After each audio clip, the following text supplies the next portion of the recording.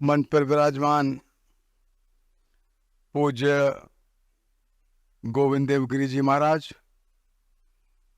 श्रीमान भूपेंद्र जी यादव, इस सारे वांग्मय को परिश्रम पूर्वक जिन्होंने संकलित किया, बारीकी से उसका संपादन कराया, ऐसे श्रीमान दयानंद जी मिश्र, श्रीमान प्रभात जी, सभागृह में उपस्थित सभी आदरणीय बंधुओं, आदरणीय बहनों, पंडित जी के साथ अनेक बार मिलने का अवसर मिला और विशेष रूप से जब हम विद्यार्थी थे आगरा में, आपातकाल के बाद 1-2 वर्ष की पढ़ाई का मेरा व्यवधान हुआ और आपातकाल समाप्त होने के बाद जब हम लोग फिर से अपनी शिक्षा पूरी करने के लिए छात्रावास में और विद्यालय में आए, उन दोनों डॉक्टर विद्यानिवास जी आगरा में थे और कन्हैयालाल माणिकलाल मुंशी जो केंद्रीय एक संस्थान है हिंदी का, उसमें वे निदेशक थे। तो अनेक बार हम लोग विद्यार्थियों को एकत्रित करते थे, तो कोई अच्छा वक्ता मिले तो हम पंडित जी के पास पहुंच जाते थे। लेकिन आश्चर्य की और आनंद की बात यह थी कि पंडित जी ने कभी ना नहीं कहा। मैं इतना ही पूछ रहे कौन लोग आने वाले हैं, कहाँ कार्यक्रम कर रहे हो, अच्छा हम आएंगे। और कभी कभी तो रिक्शे से ही आ जाते थे। उसी समय एक बार उन्होंने कहा आसाम में बहुत झगड़ा चल रहा है, तुम लोग आसाम जा सकते हो। हमने कहा पंडित चले जाएंगे। तो 5 लड़के मिलके चले जाओ। तो हम कहा ठीक है चले जाएंगे, अध्ययन करके आओ पूरा आसाम की परिस्थितियों का। 1981 की बात शायद रही होगी ये। तो फिर एक दिन मेरे को बुलाया अपने घर, अच्छा मेरे घर आ जाओ। मैं घर गया तो उन्होंने एक पत्र लिखा अमर उजाला के संपादक को। पत्र में क्या था हमको मालूम नहीं, पत्र लिख करके अनिल अग्रवाल को दे देना। हमने अनिल जी को पत्र दिया, हमको मालूम नहीं कि हम समझा कि शायद आसाम का कोई 1-2 परिचय वो अनिल अग्रवाल हमको देंगे। अनिल अग्रवाल जी ने हमको 5,000 रुपया दिया। तो हम ये कहते नहीं, पत्र में ये भी लिखा है आने जाने का, वहां रहने का किराया भाड़ा तुम्हारा लगेगा, तो तुम ले जाओ। बाद में विद्यानिवास ने कहा 3 लेख लिख करके दे देना। तो वो हम 3 लेख आसाम का वर्णन करके दिए, वो अमर उजाला में उन्होंने प्रकाशित कराए थे। बाद में मैं काशी में प्रांत प्रचारक रहा तो पंडित जी काशी आ गए थे।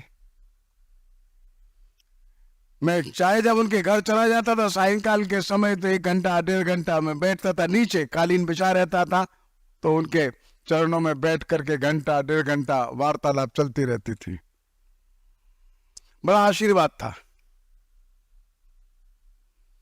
वक्तृत्व कला के बड़े धनी थे, हर विषय पर गहरी प्रज्ञा थी, लेकिन केंद्र बिंदु भारत था। उनके बहुत सारे लेख है, बहुत सारे भाषण है, संपादकीय है, वार्ताएं हैं, लेकिन केंद्र बिंदु भारत है, वो नहीं हटा कभी। उन्होंने संस्कृति पर लिखा, चाहे भक्ति पर लिखा, चाहे लोक पर लिखा, चाहे दर्शन पर लिखा, चाहे व्याकरण था, चाहे सभ्यता थी, विषय कोई सा भी हो, अंततोगत्वा वो इस बात के लिए प्रयत्नशील रहते थे उनके लेखन से भारतीय तत्व मजबूत होता है कि नहीं, यही चिंता उनको थी। और ये भारतीय बोध कैसे गहरा बैठे, यही प्रयत्न उनका रहता था। वे समझाते थे कि भारतीयता एक निरंतरता का नाम है, जो हजारों साल से आबाद चलता है, वो भारतीय तत्व है। हजारों हजारों वर्ष पहले उपनिषद थे, वेद थे, बाद में बौद्धों के पिटक आए, के आगम ग्रंथ आए, भक्ति काल में अनेक प्रकार का साहित्य आया, पुराण भी आए, लेकिन कोई किसी का खंडन नहीं करता, कहीं यह परंपरा रुकती नहीं है। तब से लेकर के कबीर और नानक तक और स्वामी विवेकानंद, महात्मा गांधी तक और आज तक भारत की जो अविरल धारा चलती है, यह भारतीयता है। यह विश्व में अपना एक अलग ही स्थान रखती है, इसका अलग गुण है। भारतीयता वह है जो सबकी चिंता करती है। इसमें थोड़ा सा भी पाश्चात्य जो विचार दर्शन और वहां की जो परंपराएं हैं, वहां का जो बोध है, और भारतीय परंपरा का जो भारतीय बोध है, इसमें अंतर स्पष्ट करने का प्रयत्न करते हैं। वो बताते हैं सारे पश्चिम का जो ईपी सेंटर है, केंद्र बिंदु है, वो मनुष्य है। मनुष्य के चारों तरफ उनका चिंतन चलता है। वो कहते भारत में थोड़ा भिन्न है, हमारा चिंतन चलता है जिसके केंद्र बिंदु में परमात्मा है। ईश्वरीय तत्व केंद्र बिंदु में है और वो ईश्वर सबके अंदर है। और इसे भारतीयता वह है जो सबको समेट कर चलती है। गंगा ऊपर से निकलती है तो गंगा के अंदर सैकड़ों छोटी बड़ी धाराएं मिल जाती है। भारतीयता वह है जो सबको लेकर के चलती है। इसे वैदिक भी है, अवैदिक भी है, शैव भी है, शाक्त भी है, तमिल भी है, तेलुगु भी है, कन्नड़ भी है, मलयाली भी है, बांग्ला भाषी भी है, असमिया भी है, मणिपुरी का, हिंदी भाषी, सब है। सबको लेकर के अनंतता को अपने अंदर समेटने का विलक्षण सामर्थ्य जो रखती है, उसका नाम भारतीयता है। आगे फिर स्पष्ट करते हैं, ये पाश्चात्य जगत का जो नेशन है, ये किसी एक बात को लेकर के पकड़ करके बैठा है, बाकी बातों को यह स्वीकार नहीं करता। ये कोई एक भाषा है, तो कोई एक रिलीजन है, कोई एक विशेष प्रकार का विचार है, कोई एक विशेष प्रकार की कोई परंपरा है, उसको लेकर के पकड़ लेता है और उसी में ही जीता है, उसी में ही आनंद मनाता है। किसी दूसरे के साथ रह नहीं सकता, किसी दूसरे को साथ लेकर के चल नहीं सकता। एक्सट्रीम एक्सक्लूसिवनेस जिसके अंदर है, उसका नाम है पाश्चात्य नेशन। और एक्सट्रीम अनंत विविधताओं को साथ लेकर के चलने का एक्सट्रीम इंक्लूसिवनेस है, उसका नाम है राष्ट्र भारतीयता। यह अनोखा उन्होंने एक दर्शन हम सबके साथ रखा है। भारतीयता भेद नहीं करती, भारतीयता अनेक प्रकार के भेद में भी अभेद की ही सृष्टि करती है। वो कहते हैं कि कबीर साहब जो है उत्तर प्रदेश में जन्मे जरूर है, लेकिन उत्तर प्रदेश के नहीं है। कौन उन पर उत्तर प्रदेश की छाप लगा सकता है? रामानुज तमिल है, लेकिन कोई कह सकता है वे तमिल है, उनका कौन तमिल की छाप है?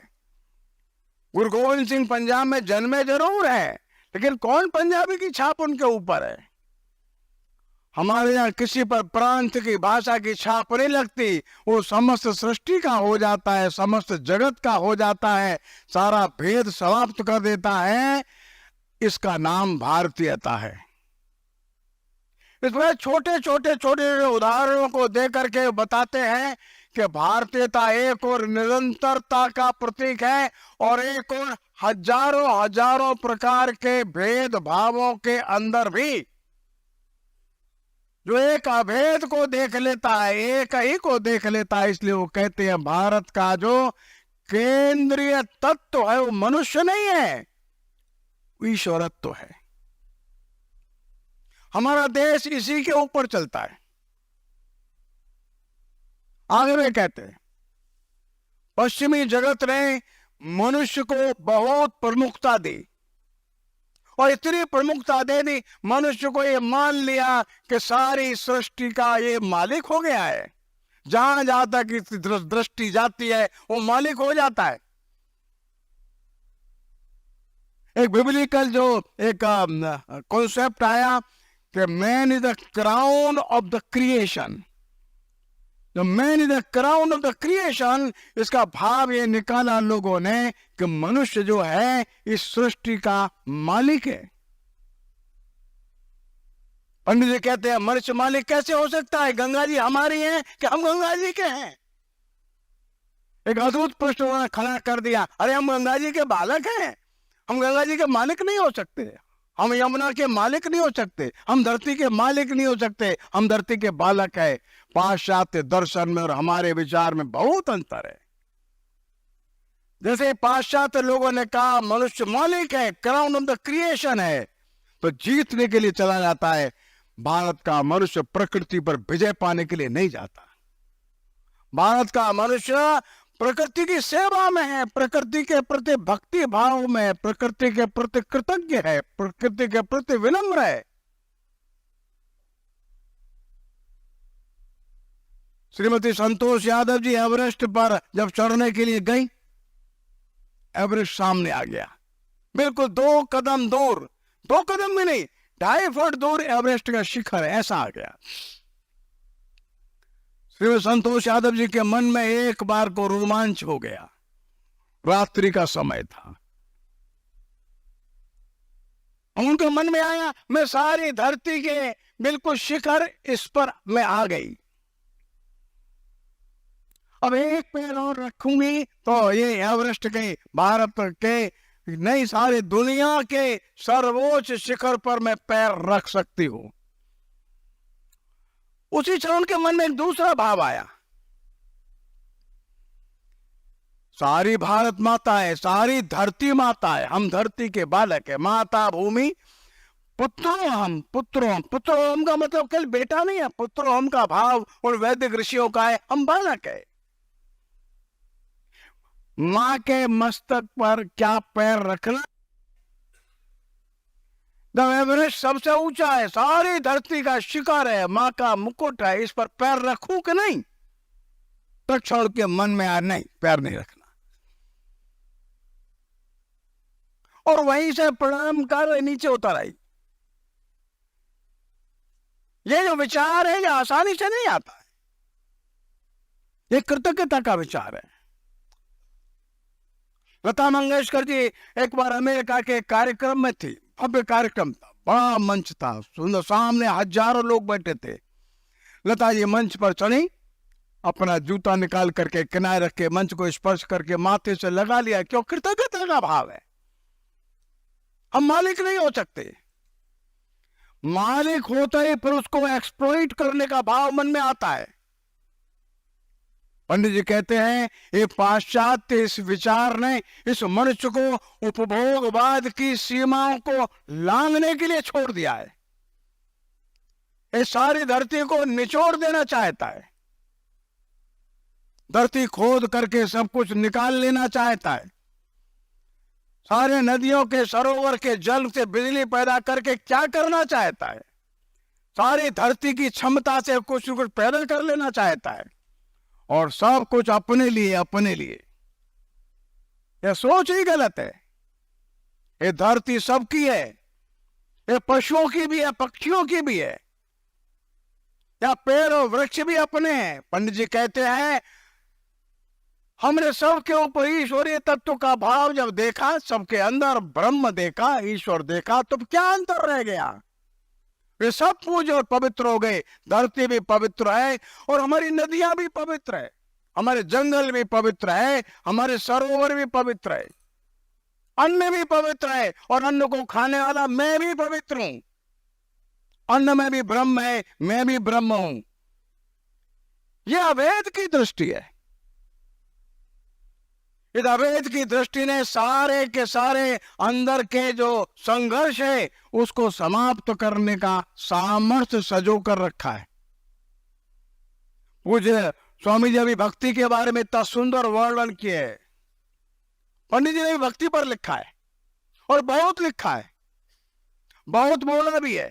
एक दिन मैं उनका व्याख्यान सुन रहा था, प्रभु जी तुम चंदन हम पानी, और केवल एक छोटा से भजन की 2-3 पंक्तियों पर 1 घंटा बोले थे। पंडित जी कहते एक समय ऐसा आया भारत में, राजा तो हार गए, सेनाएं भी नहीं रही, हमारे विशाल मंदिर टूट गए।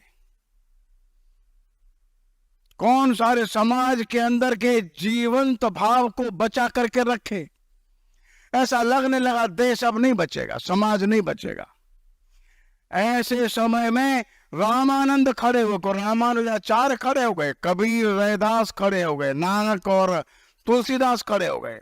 सारे देश में ऐसा प्रचंड भक्ति का आंदोलन खड़ा हो गया, जो कश्मीर की लल्ला से लेकर के और दक्षिण में तमिलनाडु में वहां के आलवार और नायनमारों तक, आसाम के शंकर देव से लेकर के बंगाल के चैतन्य से होते हुए महाराष्ट्र के नामदेव तक, हर भाषा में, हर प्रांत में, हर जाति और वर्ण में ये भक्ति के बड़े सुंदर गायक थे, वे साधक थे, वे देश का भ्रमण करते थे। लोगों को मंच दिया उन्होंने,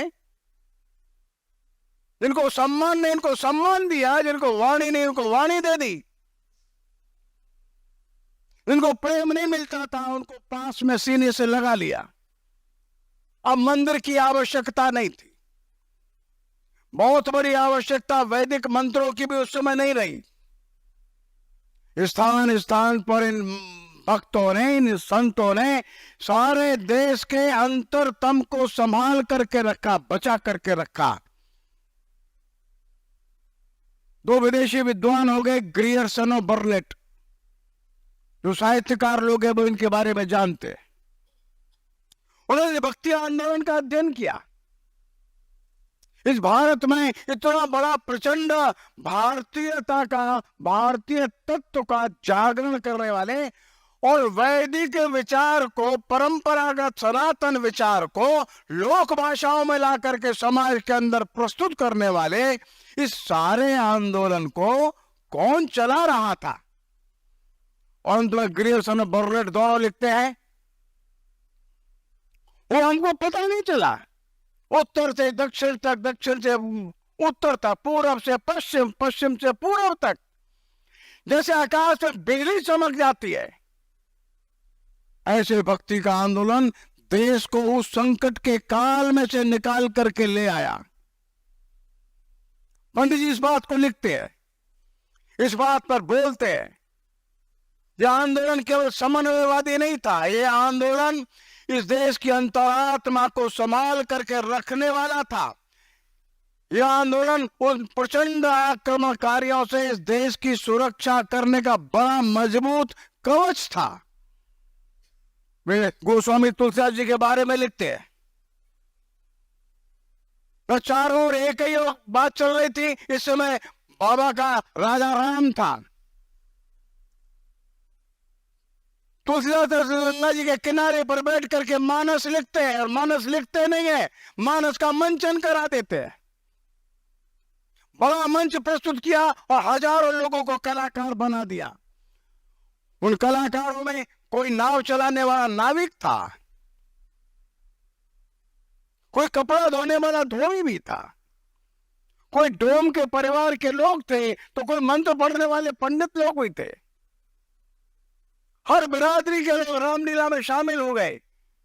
रामलीला होती थी, मंचन होता था, लोगों ने रामचरितमानस कंठस्थ कर लिया, हजारों हजारों लोगों ने कंठस्थ कर लिया। लड़की का विवाह होता था तो काशी में परंपरा हो गई, उसके विवाह के समय मानस की प्रति हाथ से लिख करके उसको ससुराल जाते समय भेंट कर दी जाती थी, वो लेके आती थी। हनुमान चालीसा याद कर लिया, बड़ा भारी क्रांतिकारी आंदोलन था। तुलसीदास ने भगवान राम की जय का नारा नहीं लगाया, रामलीला में प्रसंग प्रसंग पर हर 10 मिनट बाद नारा लगता था, बोलो रामचंद्र की जय, राजा राम की जय। इस पराजित देश का राजा राम जिंदा था लोगों के मन में, हृदय में। ये सामान्य बात नहीं थी, यह असामान्य बात थी।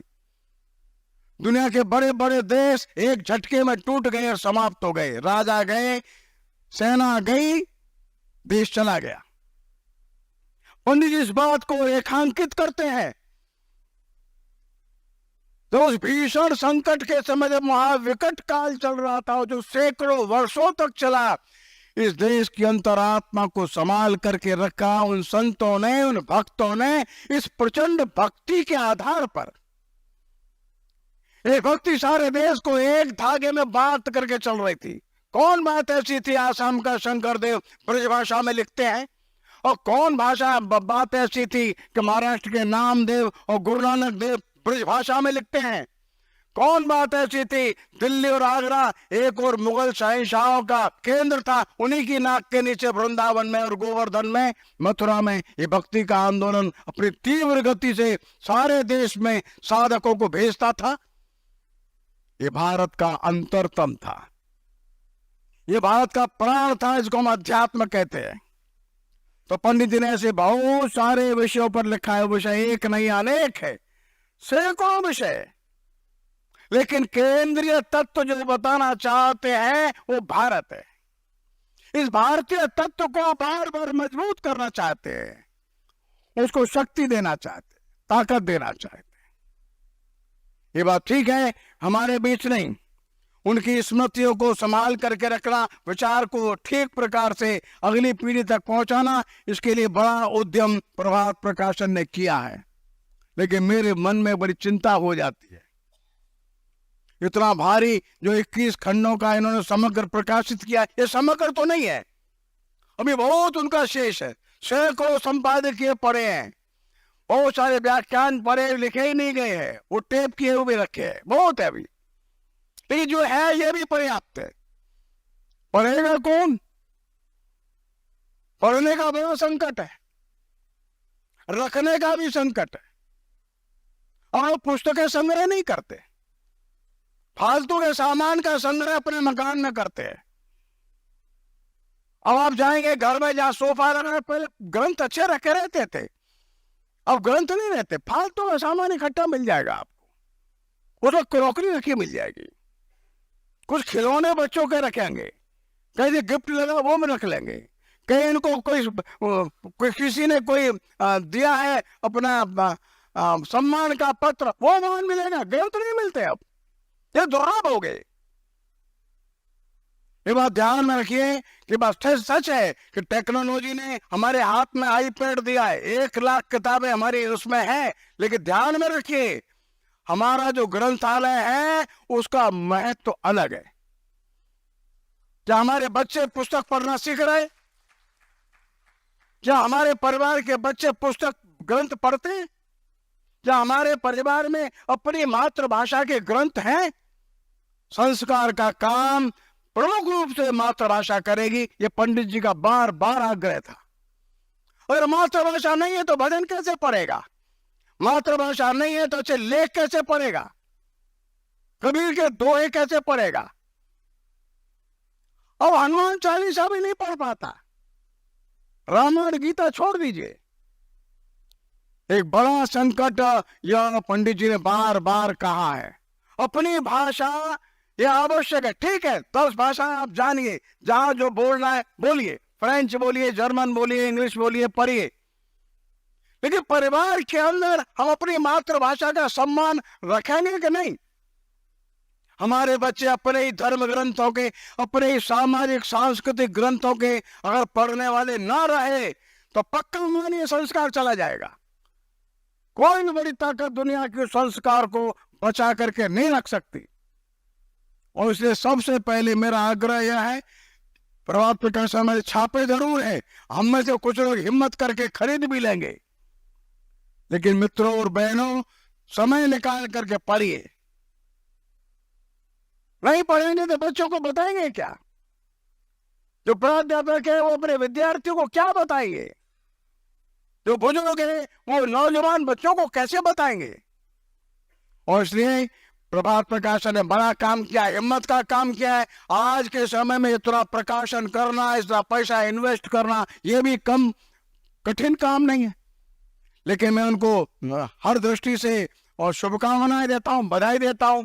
लेकिन आप सभी से विनम्रता पूर्वक फिर आग्रह करता हूं, बार बार आग्रह करता हूं, अपने स्वधर्म के, स्वविचार के, अपने संस्कृत, अपनी सभ्यता से संबंधित ग्रंथों का अच्छा संग्रहालय अपने घर में बनाइए, बच्चों को पढ़ाइए, स्वयं भी पढ़िए और उसमें से सारांश रूप में निकाल निकाल करके सबको बताइए जहां हम बता सकते हैं।